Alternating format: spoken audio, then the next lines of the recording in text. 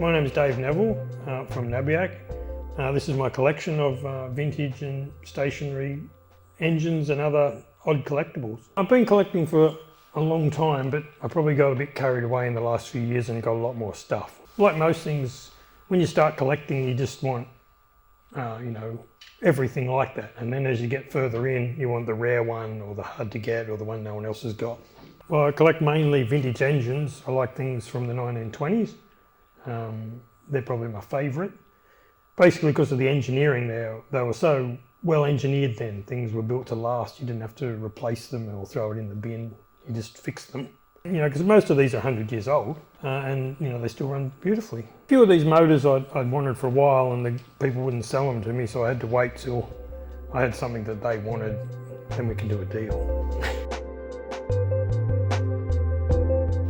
Now this is a postcard. My grandfather sent this card back at the end of the war when the camp got liberated to his parents, which was pretty good because they didn't know he was alive through most of the war. He was in Changi, the camp, so they were pretty excited to get this. And it's from the Imperial Japanese Army. They were heavily censored when they sent the cards out, so you couldn't really write anything you wanted. There was just a multiple choice of, your mails are received. He didn't tick that at all because obviously they got no mails. My health is, he had good, poor, or usual. And he didn't pick any of those. But he was, they're all malnourished, so I guess there was no option for that. Yeah. I've been in hospital, he didn't tick that. And I'm working for pay. So I don't know if they actually paid him, I think they were slaves. And then it just says my best regards to, and all you can do is put your family's name in there, and that's it. I was pretty lucky to inherit this, from my grandma when she passed away, because I've never seen another one. So I think it is a pretty rare thing. And because of our family connection too, I'll never get rid of it. This is a different type of rabbit trap. The rabbit traps behind me were just to catch rabbits, because you got paid per skin. When the plague was on in the 50s or 60s, people made a living out of catching rabbits.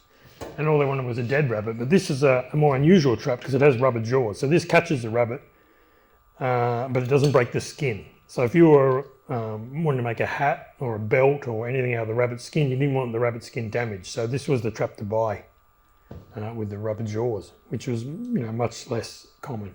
But it's like collecting of everything. If it's got the special stamp or the special brand, it can be worth 10 times the one next to it for no apparent reason. I think I found this at an antique store. And I knew what it was. I don't think they knew what it was, so I did pretty well to get it. So I've got a war cabinet over there. I've got some German things. A couple of German, some cutlery from the German Gestapo mess officers cutlery set. They are they're German made. They have the swastika and the emblem on it for them, and they were for the officers' mess. And I like those because they're unusual. Because you think of the Nazis as having the death camps, you don't think of the Nazis as sitting down to have a nice baked dinner, which obviously they did. Yeah. So it's a bit of an unusual war thing. This is one of the mystery pieces. I got a couple of them, so they're obviously used for something that you needed different sizes of. Other than that, I really don't know. And it's adjustable. Obviously it punches a hole in something for some reason, but your guess is as good as mine as to what it would be. So I'll probably take this one to the meeting next month, and hopefully someone, probably in their 80s, may know what it is. This is quite an interesting thing. It's a beautiful handle for something, I think, but you'd have no idea what it could be. Because they don't have a maker's brand or their use, so it's pretty hard to figure it out if nobody knows exactly what it is, because it's very well made. There's been a lot of work put into making that. I think I got this at a swap meet, purely because I didn't know what it was and the guy selling it didn't know what it was either. So that made it unusual.